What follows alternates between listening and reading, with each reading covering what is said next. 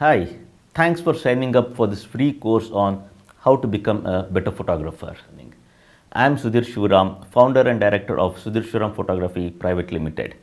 Basically, an engineer by background, electronics and communications engineering, who worked in the software industry for close to 18 years. The first 9 years, I can say, more of a pure technical software programmer working at the device driver, kernel programming, that kind of a work, and the remaining part more into the corporate section of management level, I would say, of handling a software division itself. So I come with a pretty strong technical background, and on top of that, 25 years of photography. So I've been doing photography, and most importantly, I've been teaching photography for close to 15 years. And in the photography field itself, if I had to say some of my achievements, so I have been a Canon brand ambassador for close to 8 years. On top of that, the Sanctuary Asia Wildlife Photographer of the Year. And then, even with respect to National Geographic, I have won, or rather, my cover shot of this beautiful image has won the National Geographic Yellow Border Award. So, this cover shot featured in the National Geographic Traveler India, and then the internal competition within Nigeria across the 14 countries, and this won the first prize for India. Beyond that, when it comes to the recent Asian Photography Awards for 2017, I have been recognized and awarded as the third most influential person in the photography industry in India. So the first has been the Canon MD and CEO, the second has been the Nikon MD and CEO, and I have been at number 3. So when it comes to a photographer, probably the most influential photographer in India itself for 2017. And then again for 2016, I was placed at number 2. And then the year before that, I was placed at number 5. So the last 3 years consecutively, I have been rated as one of the most influential people in the photography industry itself. And then in the recent survey concluded, in the top 100 photographers on the web, the most talented, famous photographers on the web, I have been placed at number 12 across the globe. So number 1 in India, I would say. And then when it comes to wildlife photography across the globe in the top 100 list, I have been placed at number 1. So the awards and recognition, it goes on and on and on. So that basically gives me the confidence to teach, the kind of credibility I have. And that is where the big brands like Canon, Nikon, Samsung, Adobe, a lot of these big brands, they work with me because of the trust they have in me, with my capabilities, with my technical knowledge on photography and everything related to photography. So I've been conducting photography tours, workshops, all this for years together. And in the last 3 years alone, I have taught for more than 1,500 students. So I come with this very, very strong background when it comes to photography teaching. That's about me. Now let's come to the course itself. What is this course about? Now, in the next 40 minutes, I am going to teach you everything you need to know on the basic fundamental aspects of photography. Fair enough, you have bought your new camera and you look at all the various settings in the camera, doesn't matter, be it a Canon or a Nikon or a Sony or a Pentax or a Ricoh, the brand just does not matter. It's the concept which is more important. So you bought the camera, you look at the camera, the settings, it's way complicated. There are way too many buttons. In fact, if you see the current age digital cameras, they are very complex. The photography manual itself, if you see 200 pages, 300 pages, I don't expect you to go through those 300 pages to start operating this camera or how to become a better photographer. So in this course, what I'm going to do is I'm going to help you understand. If you look at the very basic things, what gets displayed at the back of the camera, I'm going to help you understand what each of those things are, how they impact photography, how you can start using that. So I'm going to teach you all those. Even though in the course I'll be using a Canon camera to explain the concept, it holds good for any brand of the camera. So what I want you to do is charge your camera completely and then hold the camera in your hand, go through the course one step at a time and start experiment along with me. And now comes another important point. Go at the end of the course. Once you finish the entire course, I want you to stick with me for the full course. That is very important. Once you finish the entire course, at the end of this course, I am going to give you some very, very useful information and tips. So don't cut it across. Stay till the end, go through it and hear what I have to say at the end of the course, which is where is going to be very, very important for you when it comes to your photography learning. And now comes another very, very important point. Now, as a part of this course, this is what, around 40 minutes of course. That's all. It's not a very, very big course. Now, if you look around, you have a lot of distractions. Your cell phone, your email is coming up, you have your Facebook or Instagram account, you keep looking at all those things. So, if you want to learn, if you want to be a better photographer, before you start this course, what I want you to do is switch off all those things. No distractions, nothing. You give me your undivided attention for the next 40 minutes, and I'll guarantee you, you are going to become a better photographer. Your understanding about photography will change like anything. So switch off all those things, pay complete attention to what I have to say as a part of this course, experiment along with me, and most importantly, as I said, at the end of this course, I have some very, very important information to share with you.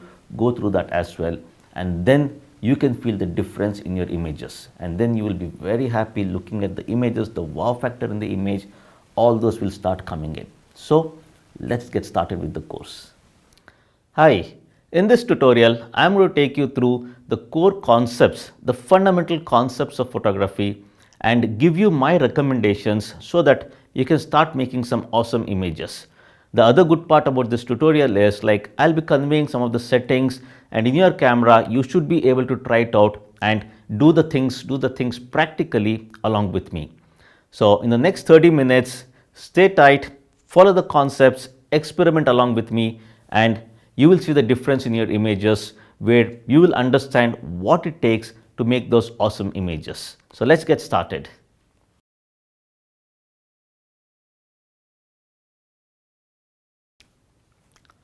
I have currently connected my Canon 1200D, an entry-level camera, to the TV so that you will see the various displays, the settings, what the camera does, and you should be able to follow me. Now, as a beginner in photography, you don't have to go through very in-depth or any advanced settings or any of those things.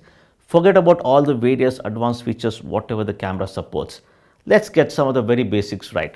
So for example, aperture. So since I'm shooting in aperture priority mode, the very basic exposure triangle parameters, be it your shutter speed, your aperture, your ISO, what are they, what impact it has on your image, we will see that. Next comes your exposure compensation, about when to underexpose, when to overexpose, make the image brighter or darker, what to do. Your picture style, what kind of picture style you should be using, we will look at that. Your white balance, so what is white balance, what kind of white balance you should be using, I'm going to help you understand those concepts. Next comes the other set of parameters, be it with respect to your shooting mode. So whether you want to shoot it in one shot mode, servo, depending on what is happening in your scenery, the focusing options we'll see, then even the metering. So what kind of metering you have to use, be it spot metering, evaluative. So what are those various metering options? And then of course, what kind of image quality you should be using. I'll be guiding you with that. And of course, the last point is obviously with respect to your focusing points, when to use what kind of focusing points.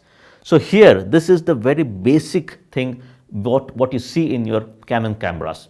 Now, the same concept applies to your Nikon cameras as well, where if you look at the info, the display what your Nikon camera gives, even that will have your exposure triangle parameters about aperture, ISO, shutter speed, the same things.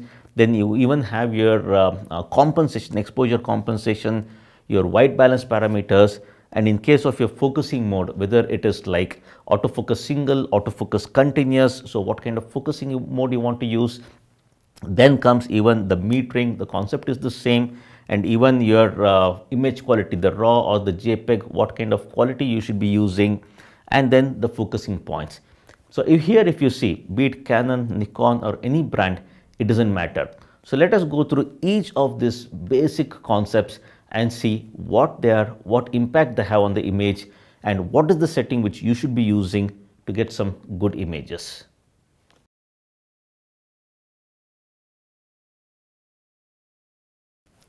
As a first step, let us understand about the image quality.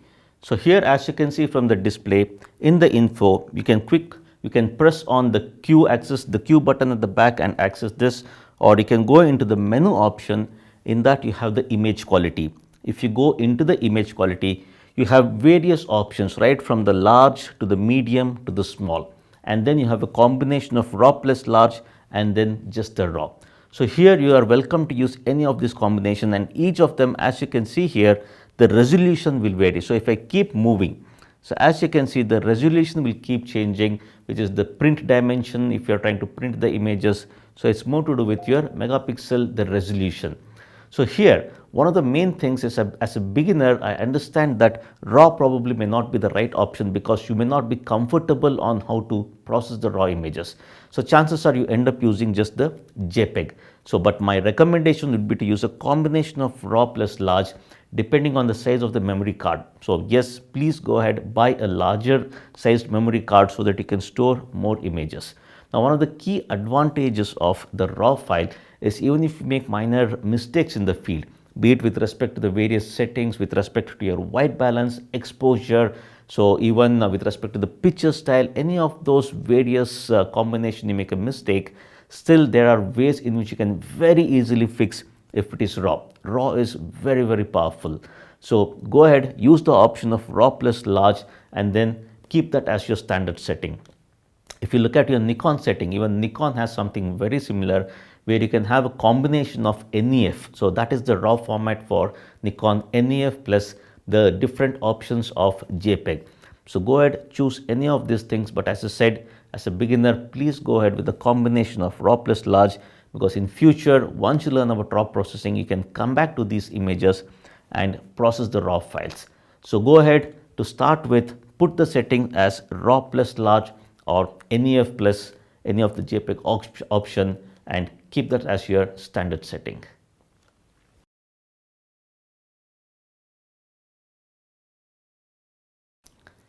Let us now understand the next important parameter, which is your white balance.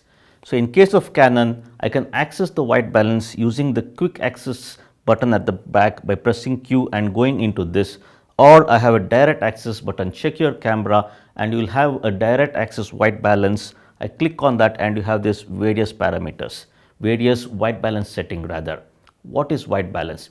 In simple terms, white balance is one of the key parameter which decides what kind of colors you want in your image. White balance is nothing but telling the camera to get a white color as a proper white depending on the lighting situation. Now white balance is expressed in Kelvin. So here if you see with respect to the white balance, for my Canon 1200D, I have all this various white balance setting. I have the auto white balance where the camera decides what kind of colors to put, what kind of Kelvin value to put depending on the lighting.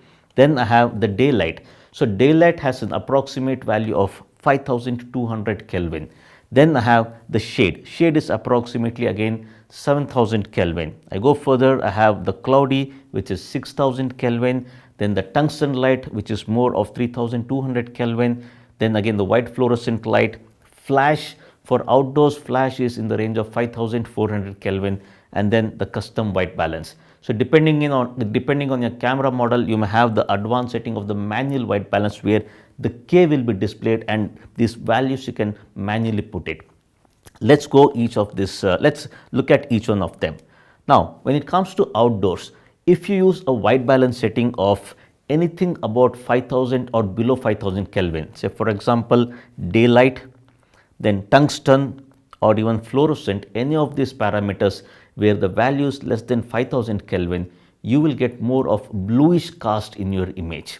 So whereas same outdoor conditions, if you go into the option of say shade which is 7000 Kelvin, cloudy which is 6000 Kelvin, anything above 6000 Kelvin, you will get more yellowish colors in your image. Now let us look at this particular image.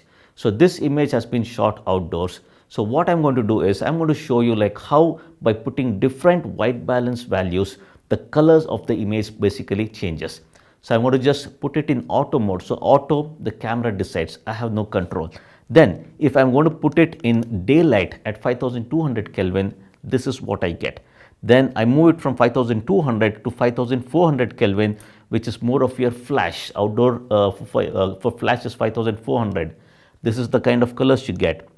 Then I moved to cloudy, which is 6000 Kelvin. And then even with respect to shade, it is more of 7000 Kelvin, it goes up.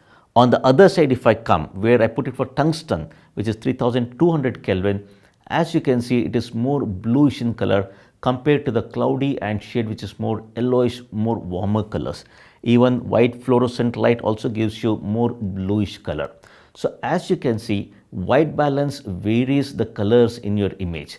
My recommendation is do not go with auto white balance, because in case of auto white balance, the camera decides what colors to put. As a photographer, you need to be in control. You decide what kind of white balance you want to use based on the actual lighting situation. This is for Canon, and if you look at Nikon option, it is more or less the same, where the terminologies may vary a little bit, but the overall concept of using the white balance is the same. So as I said, as a beginner, my recommendation when it comes to the using the values for white balance, don't go with auto. Based on the lighting situation you use, whether you want to go with daylight or flash, or it is cloudy, or with respect to shade, those things. For indoors, probably it may be more of incandescent or fluorescent. Those options comes into picture. So go ahead, understand about white balance, take the camera, go out in the field, the same image what you have, go ahead and shoot that at various white balance, and you personally see what the difference is, and you decide based on the lighting what kind of white balance makes sense. So that's about white balance.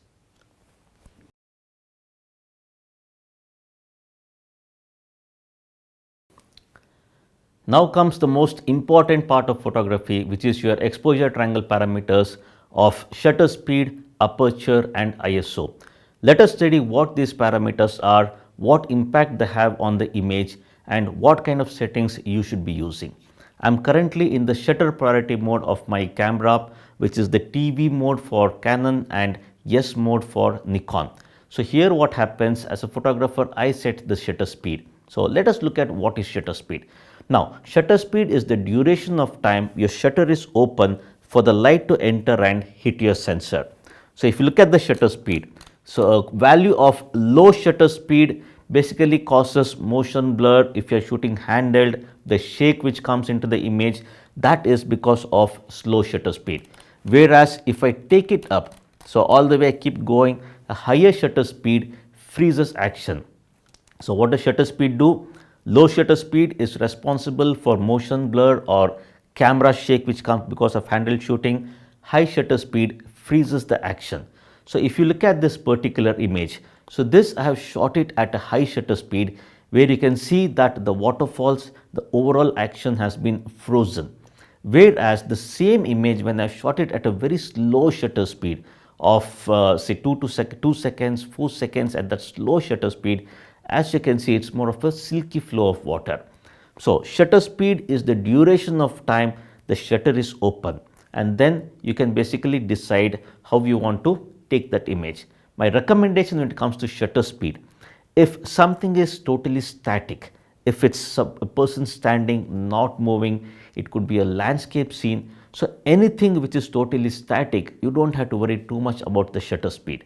And of course, for any beginners, as I recommend, always use a tripod to get a proper setting. Now that is about shutter speed. Now the other parameter, the next parameter which we have to understand is more to do with your aperture. For that, let me go into the aperture priority, which is the AV mode for Canon and then the A mode for Nikon. Aperture is basically one of the parameters. Now okay, first what is aperture? Aperture is the opening of your lens. So if you look at this particular lens, so this is basically the 1635 lens. Aperture is this opening. So how large our opening is. So even if you look at this particular image, so aperture basically has blades inside. So a smaller aperture, say if I go all the way down to f4, an aperture, a smaller f number basically means a very large opening of your lens. Whereas I move up all the way, I go to f16, f20, f22, that is a very small opening.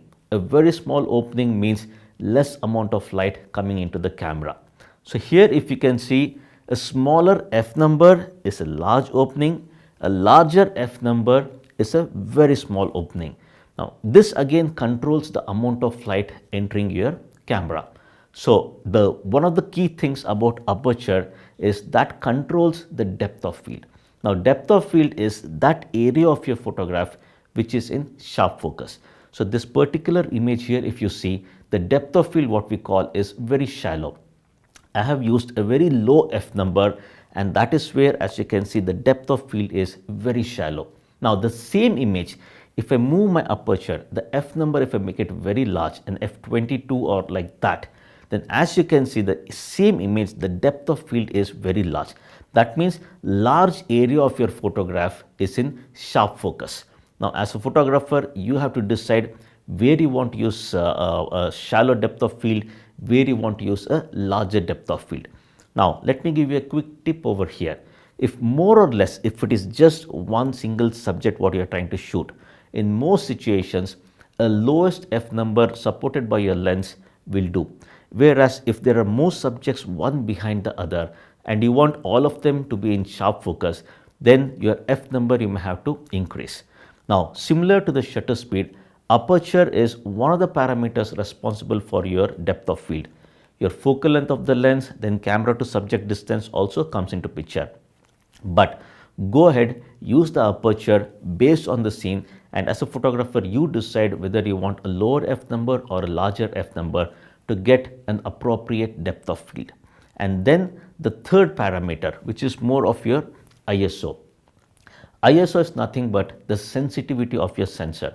So during our olden days when we used film, so there were basically chemicals in the film, and then that is what we called as the sensitivity of the film. So the ISO or the ASA, what we used to call, was more of how fast those chemicals can react to light.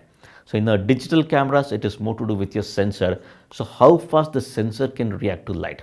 That is what ISO is all about. Now, if you look at the ISO, whatever ISO you have in your camera, so if I go into the quick view option and go into the ISO here, as you can see, I have auto ISO, then 100, 200, I have different ISOs based on your camera model.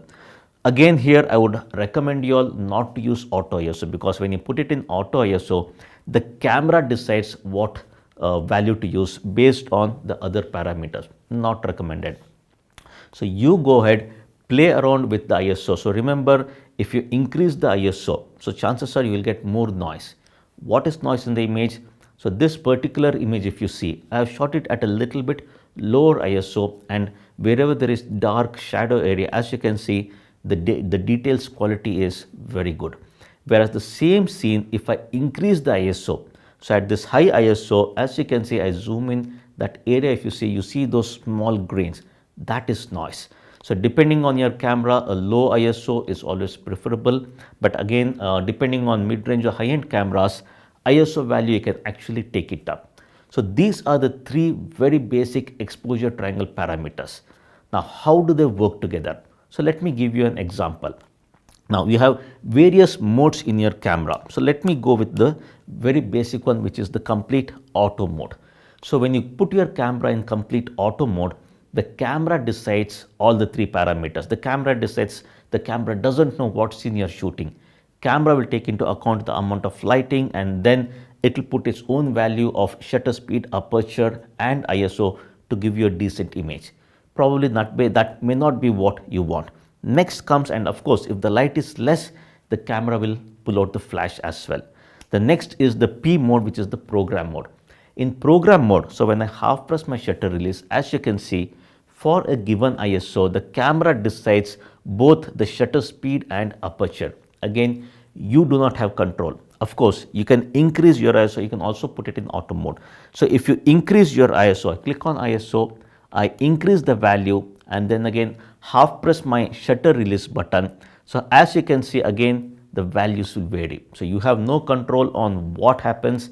Camera decides the parameters. Now the other mode is basically the TV mode, which is the shutter priority mode, or for Nikon guy it is the yes mode. So when you put it in TV mode, as a photographer, you decide what kind of shutter speed you want for a given ISO, and when you half press the shutter release button, camera will give a particular aperture. Now remember, if the aperture is blinking, which is happening in this case, if the aperture is blinking, that means that is not enough for this very high shutter speed in this low light situation. So I'm in my studio, the lighting is very low. So this high shutter speed for this ISO is not enough. Aperture is not enough, it blinks. If I shoot, I'll get a dark image. So that is where I keep decreasing the ISO, and then it is still not enough. There you see, it's very dark in the room here. I go all the way down, and there you go. So at one point it stops blinking, and this is a good value. Of course, remember, if the movement is happening in the subject, you will get shake blur, okay, if you're especially doing handheld. So you have to watch out for shutter speed. So keep it in mind, if any movement is happening in the scene, then make sure to watch out for the shutter speed and try to keep a high shutter speed if you want to freeze the action, and then if you want to purposely induce a motion blur, go with the slow shutter speed. That is about TV mode or the yes mode. And then the other mode is AV mode, which is the aperture priority mode, and for Nikon guys it is the A mode.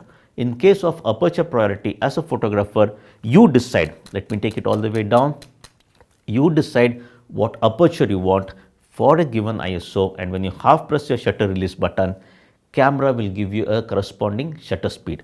Now you vary your aperture, then the shutter speed will vary. So in case of aperture priority, as it says, the priority is more on aperture. You decide what aperture you want for a given ISO, camera decides the shutter speed.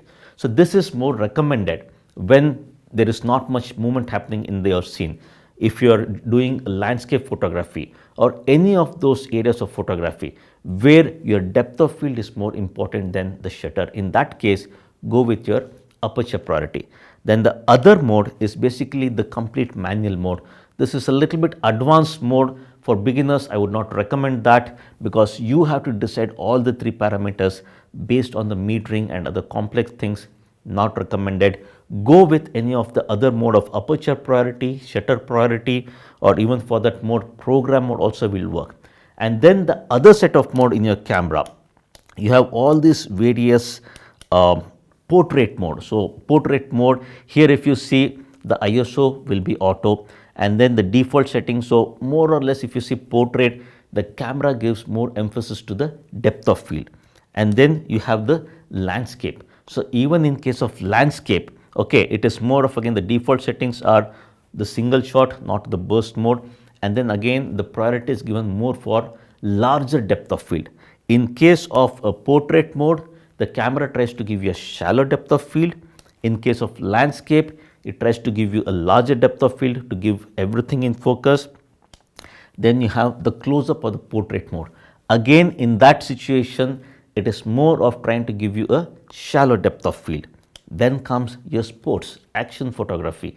Action photography, as you can visualize or you can think, is more to do with action happening. You want to freeze it. So in this mode, camera is going to give you a faster shutter speed. Then the other one is stars, night photography. So in this night situation, is going to give you a long exposure. Now, depending on what kind of camera model you will have, these are some of the very basic kind of shooting modes what you have. So once you understand overall, so let me go back to the AV mode. So once you understand the combination of your shutter speed, aperture and ISO, then play around with the settings, and as a photographer, you decide what kind of setting you want. So my recommendation, again, let me repeat. So any of those genres where action is happening, movement is happening, you want to freeze it or you want to create a motion blur, go with the shutter priority and decide what kind of shutter speed you want. And then depending on whether you're shooting macro, close-up, portrait, landscape, anything static, still, where shutter is not of much concern, it is more of depth of field what you want, go with your aperture priority and decide what kind of aperture you want. In all these cases, please keep a tab on what ISO you're using, because a very high ISO will yield noise image. Okay, so these are the very basic settings what you have to keep in mind on the exposure triangle parameters, and then as a photographer, you decide what you want and go ahead with those settings.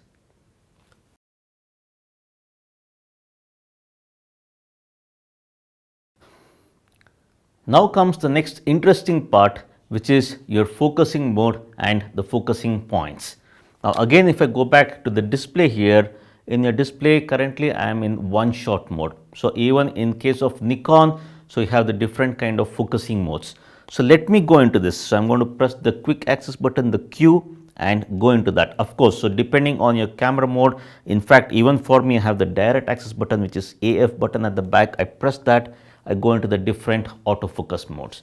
Now let us look at each of these autofocus modes. The first one is one shot in terms of Canon, and for Nikon guys it is AFS, autofocus single. Typically one shot mode is used for totally static subjects.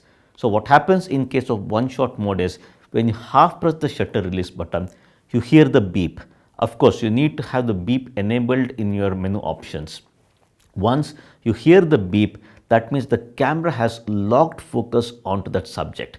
So even in this case, so if you look at my camera here, if I just loosen the camera here, the head, so I aim at a particular place, I half press it, I'm in one shot mode, say okay, and then depending on where I'm shooting, you have to be in the autofocus on mode.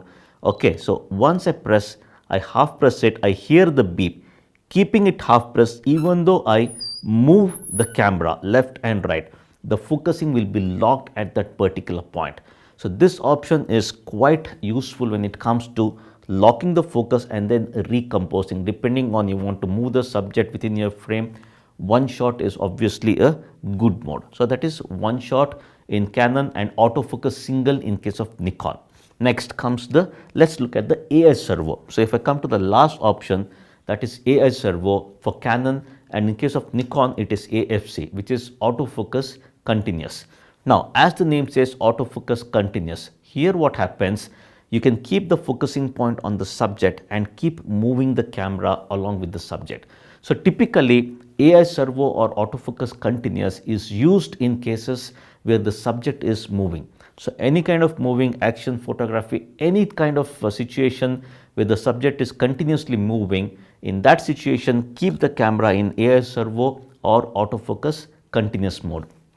In this case what happens, when you half press your shutter release button, the camera will be continuously focusing. It will not stop. So there is no concept of locking focus at that place. It locks the focus, but when you move the camera along the subject, it continuously focus. So as you can see, it is suitable for anything which is moving. Next comes the other middle one, which is AI focus, or for Nikon guys it is AFA, autofocus auto. Here what happens, so in this particular mode, if the subject is stationary, internally the camera will move to one shot. So in case of AI focus, if the subject is stationary, internally it will move to one shot and you will hear that beep sound. In case of AI servo, you will not hear that beep sound because it is continuously focusing. AI focus, internally it moves to one shot, or autofocus single, you will hear the beep. But then if the subject starts to move, of course in this situation you can again do the recomposition, keeping it half pressed, move the camera and then click. In case of AI focus, if the subject is still and then it starts to move and you move the camera along with the subject, internally it will move over from one shot to AI servo. So that continuous focusing will start happening. Now of course, if you look at the situation, you feel that this is probably the best option and we should use it as a beginner. But my recommendation is don't go with this option, because there are certain situations where it takes time for the camera to detect that yes, the movement has happened, subject has started to move, and this switch over from one shot to servo or from autofocus single to autofocus continuous, there may be a lag, there may be a delay, and you may miss those important shots. So my recommendation is go with either one shot for totally static subjects, macro photography, landscape, portrait you're doing, close up. So any of those, product photography, fashion photography, portrait, so monuments. Okay, so any of these things go with one shot, and AI servo or autofocus continuous go in those situations where there is continuous movement happening, somebody running, car race happening. In case of wildlife photography, action, any of those things, go with AI servo. So this is more about the focusing mode of the camera. Next comes the focusing points. So if I come out of the screen, so if I press, of course in Canon the rightmost button at the top, and even in case of Nikon you have the button at the front depending on your camera model, where you can choose what kind of focusing points you want. So in my Canon 1200D, if I press on the focusing points, you will see all these various focusing points. Now this is where you will have to decide, and my recommendation again here is do not enable all the focusing points, because what happens is these focusing points are responsible for getting the subject in focus.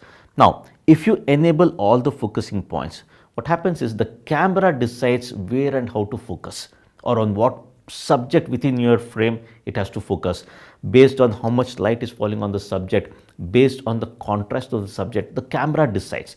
So that is obviously not a good option, because if there are two people standing one behind the other, you want to focus at the front person, chances are if it's not properly lit, the camera will focus at the back person which is more lit, and that is not what you want. So avoid enabling all the focusing points, and you decide. So move your options around, and based on how you want to compose, you go ahead, move the focusing left, right, wherever you want to focus.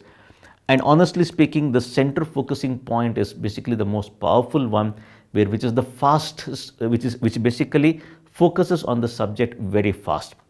So go with the center focusing point for faster focusing even in low light situation.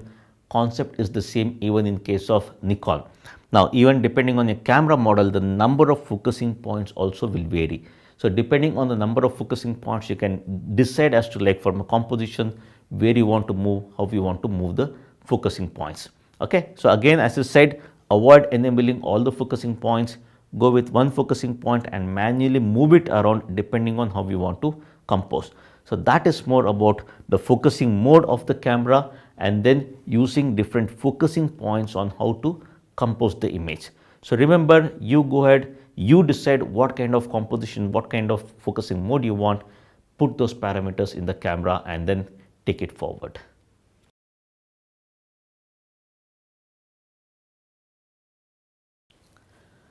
Now comes the most complex part of photography, which is metering.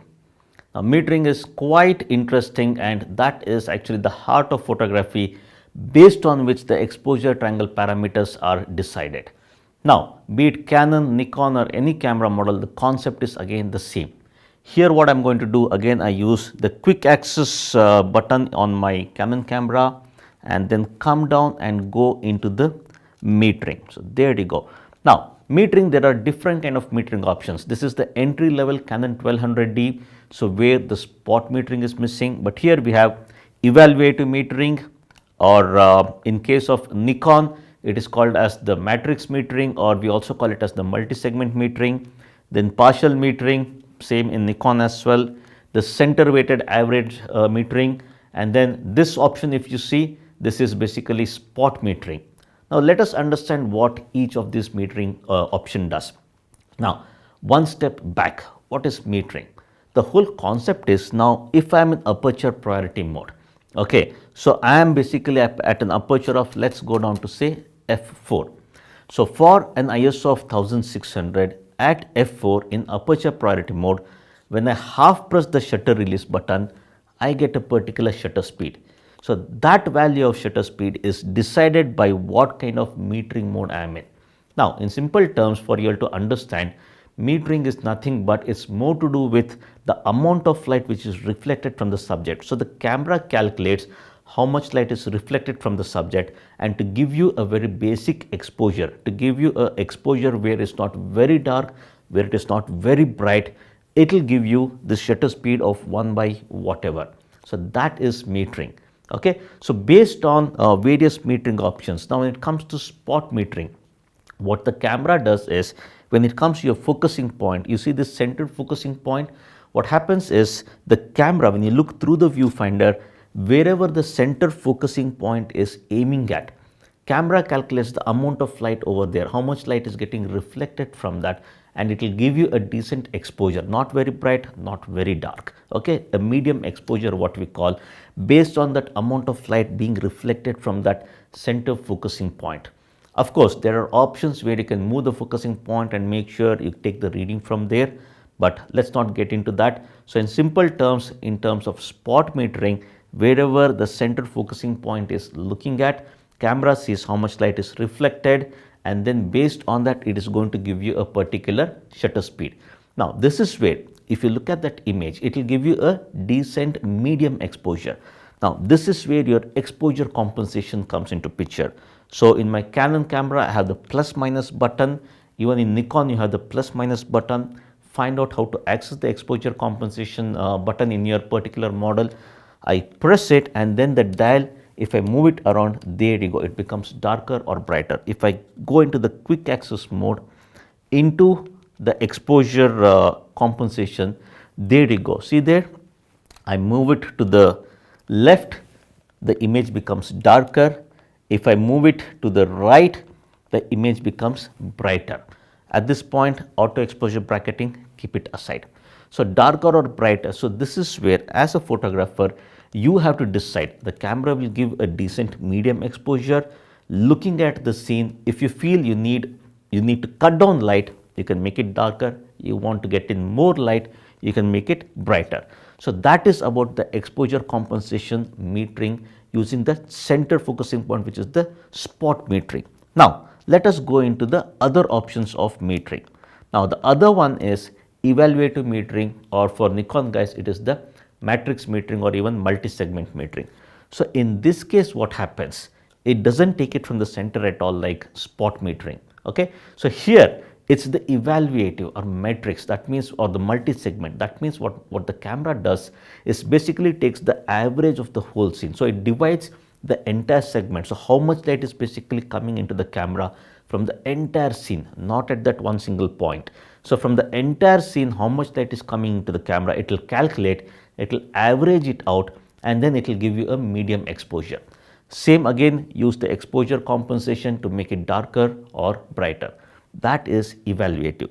Next, the other metering is basically partial metering. The third one is partial metering. Partial metering is very similar to your spot metering, where again from the center focusing point what you have. So, typically in spot metering, the center focusing point is an area of around 2 to 3% compared to your entire frame. Whereas partial metering, it takes a value about 12 to 13% of that focusing point at the center. That is about your partial metering. And then the last one is the center weighted average metering. So, here what it does, it gives more emphasis to the center portion of the image, how much light is reflected from the center portion of the image, and then it gives you a particular shutter speed to give a medium exposure. So, this is what metering does. Now, the overall complexity of the metering is quite high. So, what I would recommend you as a beginner, my recommendation is to go with evaluative metering.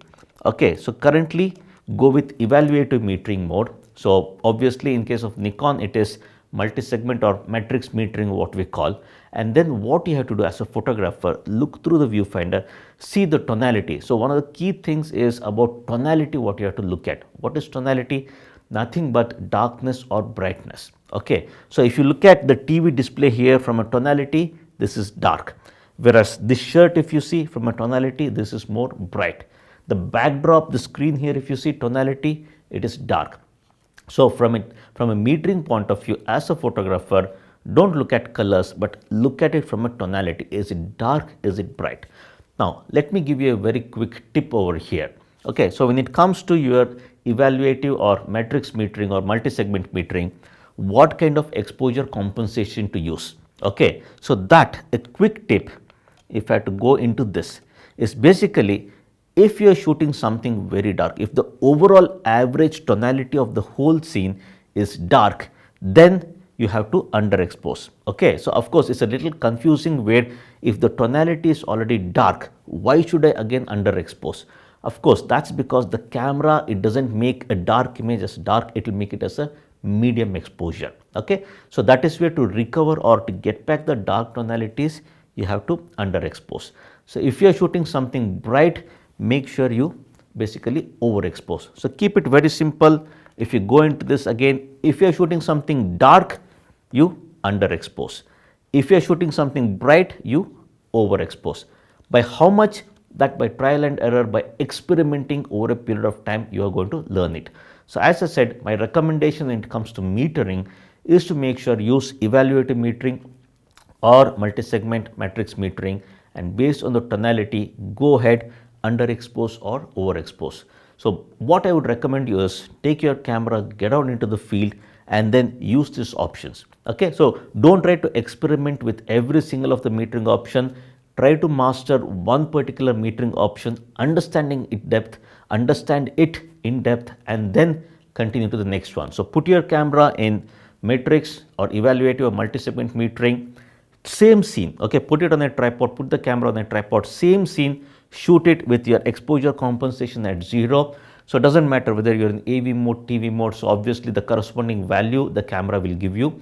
Okay, it's okay, go ahead with AV or the A mode, then go ahead, same shoot it at 0. Then if you feel that the overall tonality, the average tonality is more on the darker, try to underexpose. You see these dots over here, try to underexpose by each dot. So one step, two steps. So keep underexposing one step at a time, the same scene, then again get onto the other side. So the best way to learn as a beginner is to experiment, and don't experiment on different scenes. That's another important point. Experiment on the same scene with different values. Make a note of it. And of course, the very good point is the EXIF information is available in your camera. Come back, copy it to the computer, and then keep looking at each image and see what is it that you have done.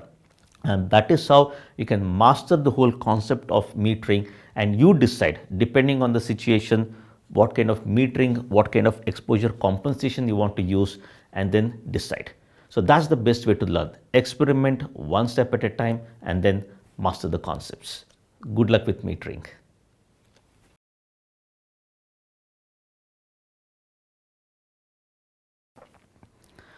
All right, so in the last 40 minutes or so, I have explained to you some of the very basic fundamental concepts of photography. Honestly speaking, these are the core things which you need to know as a beginner in photography. There are a lot of advanced things that is for later, but get these fundamental concepts right. So to conclude or to summarize what is it that you have to be doing, the main thing, obviously, what kind of image quality, as I said, go with the combination of raw plus large. And then comes obviously your white balance setting. So avoid the auto white balance, go with the white balance based on the lighting situation, and then go with that particular preset, or if you have the manual white balance, go with that particular manual white balance. And then comes your exposure triangle parameters. Shutter speed, freezing the action, motion blur, handshake, those things comes into picture. Your aperture, the depth of field comes into picture. And then obviously your ISO is to do with noise. Obviously this whole combination you have to get it right based on what kind of metering you use. So depending on the metering what you use, this combination comes into picture. And then the exposure compensation, making it darker, making it brighter, depending on the tonality, that you have to keep it into consideration. And then the other very important aspect is regarding the focusing. So with respect to your focusing options, whether you want to use one shot or autofocus single, AI servo or autofocus continuous, this is for static subject, this is for subject which is moving. Combination of both is AI focus, but as I said, my recommendation is avoid that. And then the other important point obviously is your focusing options. So what kind of focusing points you want to use? Be it Canon or Nikon, you have different kind of focusing points. Understand what those are, and for composition you will have to move the focusing points around, decide what is it that you want to do. So if you look at all these various combinations, this is the very basic. And the other one which I actually skipped is more to do with your picture style, and honestly speaking, don't worry too much. My recommendation is to go with the standard. In case of Nikon, you have your vivid, which gives you more vibrant colors, even the standard is there. Even in case of Canon, you have the landscape mode where you get a little bit more vibrant colors. So again, picture style is again more to do with what kind of photography you're doing, what you're shooting. And as I said, if you're shooting raw mode, then you can change those picture styles at a later point of time during post-processing. So these are the very basic fundamental concepts of photography. Experiment each of these things, learn the concepts by heart. Of course, no need to by heart anything over here.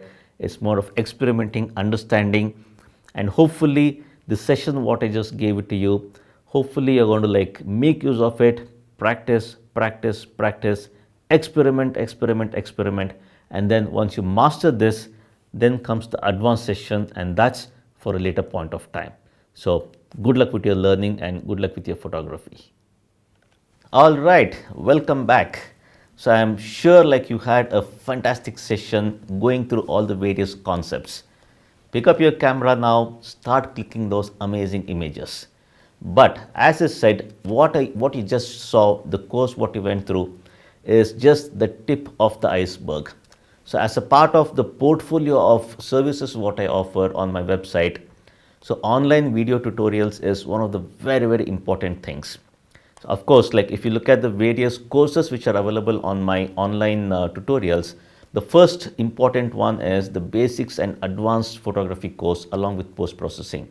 Now this itself is a very, very huge chapter where I take you through all the fundamental concepts, the advanced concepts, connecting the camera to the TV screen, what you went through, what you saw, and then I take you out into the field and practically show you how to basically implement that.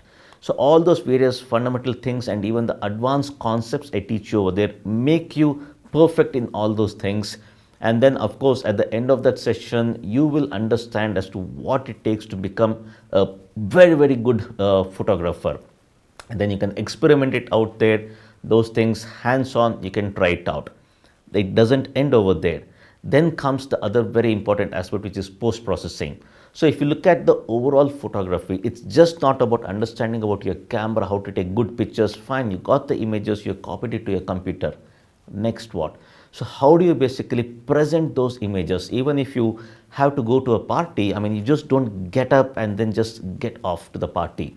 You make sure you are in a presentable situation. You go do, you freshen up, you have bath, whatever, shave, makeup, little bit of combing. So basically it's the same you, but you make yourself more presentable. So how do you do that to your images? That is where the post processing tutorials comes into picture. And as a beginner in photography, again, as I said, be it a Canon user or Nikon user, just does not matter. So I have targeted post processing tutorials right from using the very basic Adobe set of products using Photoshop, Adobe Camera Raw to process your raw files. If you are a Canon photographer, I have the Canon DPP Digital Photo Professional course for you, online learning. If you are a Nikon shooter, then I have the Capture NXD tutorial as well. Depending on what kind of photographer you have all these various learning tools available at the tip of your hand or at the tip of your mouse. Just online learning, you can just follow through and learn photography. So once you finish your basic course, once you understand about all the post-processing concepts, all those things, next comes the other thing. Fine, if you want to buy a new camera, upgrade your camera, what is it that you should be doing? So I have a separate course on that, your ultimate guide to camera and lens buying. So equipment buying, what is it that you need to watch for? I have that separate course for you so that you can become a master expert in basically understanding what it takes to buy your next camera or upgrade your camera. And of course, like if you are a very, very entry level photographer, a beginner, the course what you just went through, the free course about how to become a better photographer, a little bit next step on that is basically an entry level course called as how to make better images from the Canon 1200D. So a Canon 1200D, if you are having an entry level camera, how to get started, be it Canon or Nikon, it just does not matter. So you can go through that course. And then comes a little bit of advanced course. If you are a Nikon D500 shooter, if you have a Nikon D500, then your ultimate guide to making really good images out of that Nikon D500. I have a huge entire course dedicated for that. So all these things, if you see each one of them step by step, you can start learning. All these are online based video tutorials what I offer. Okay, so of course, as I said, it's a combination of classroom as well as basically the field learning. In fact, I asked my friends, once I came up with all these things, I asked a few of my friends saying like, see, this is what I offer online. Okay, and then like, what do you think? So what kind of cost do you think you're willing to pay for this? So they said, Sudhir, I think if you look at this whole gamut of learning what you have put online, easily people should be able to pay 10,000 rupees. That's close to 150 US dollars. So this is what we are willing to pay for this kind of an offer what you have, online learning. And I said, okay, fantastic, that's good. They were, okay, Sudhir, what is the offer you're giving it at? I said, hold on, let me finish the whole story. So you sign up for my video tutorials, you go through all these various courses, you become a better photographer. Just imagine, obviously you can start creating amazing images, fantastic pictures you can start clicking from whatever kind of camera what you have. And then even once you become an expert shooter, move to the pro level of shooting. Look at the kind of applause you will get from your friends, family, colleagues at office. Nowadays, if you see like even at office, photography is such a kind of a hobby for everybody, that you start making good images you can share with your friends, and like you get that happiness out of that. So you can become that fantastic photographer. No more looking at others' camera and seeing like, I mean, how is it that he's able to make very good images? I have the same kind of camera. I am not able to get those images. None of those things. So say goodbye to all those things and then start making your own fantastic images. So if you see all the various things, the kind of future things what you can expect from these tutorials, I believe that 10,000 rupees is just a steal. Easily you should be able to afford. Again, hold on, it doesn't stop there. Once you subscribe for this video tutorials, it's a 1-year subscription period what you have. Once you sign up for this video tutorial, subscribe to it, then you become part of the Sudhir Shivaram photography community, the SSP community. I have a separate dedicated Facebook group just for my video tutorial subscribers. Nobody else has access to that. Only you folks will be part of that, and then there you can post your photographs. Me along with my team, and then other photographers who are there. Already like hundreds of photographers are part of that community. You come in, you start posting your images over there. You can start getting feedback, critics about your images on how you have to improve or what are the things you have to do to improve. And me, I'm going to personally handle people over there. Okay, even reviewing your images, help you build your portfolio. So we have the album concept where you start building your own portfolio, start improving on your photography. So the learning continues. It's just not the end after you sign up and watch the videos online, you learn photography. It doesn't end there. The learning continues within the private photography group, our own community. And then again, as a part of that private community, I'll be doing very regular Facebook live broadcasts. So a lot of people are already aware about my Facebook photography chat, which I do. The live broadcast is extremely popular. In the last couple of years, more than 4 million people have viewed those free online Facebook broadcasts. So for your group, it's going to be a specified, more private one just for the video tutorial subscribers. And then I'm going to be teaching some of the advanced concepts, clarifying your doubts on photography. So all the various tutorials you would have gone through, I'm going to give all the answers to the various doubts what you have, guide you through photography. And then apart from that, even when it comes to competitions, so I'm going to guide you as to like, okay, what kind of images you have to submit for the competition. What are the things the judges basically look for in the competition. So all these various things, again, I'm going to handhold as a part of that SSP community on Facebook. So it's just our own Facebook group. If you see the kind of benefits what you have, all these various things, this is where I think 10,000 rupees is absolutely easy go on that. That said, now comes the surprise element. The cost of this entire package is not 10,000 rupees. All this for a limited time period, I'm going to give you an offer of just 4,997. That is all it costs. This entire thing, if you see, right from the various basics and advanced photography tutorial what you have, advanced post-processing what you have, your ultimate guide to basically camera lens buying, that guide, post-processing using the Adobe set of tools, Photoshop, Adobe Camera Raw, Capture NXD, then even Canon DPP, and then even the Nikon D500, how to basically make good images from that, the 1200D for beginners, all these various tutorials what you have for online learning, then our own private Facebook community, our own SSP community to learn photography, take it forward, the live broadcast, a lot of this bundle. If you look at the whole gamut of services what I offer, all this at a steal away price of just rupees 4,997. So what are you waiting for? The link is right down here. Go ahead, click on the link, explore the various tutorials, sign up for that, and I'm going to see you on the other side in our own SSP community. So don't wait any longer. As I said, this is going to be a limited time offer. Go ahead, sign up and start learning photography, and I'm going to help you become a better photographer. That's my guarantee.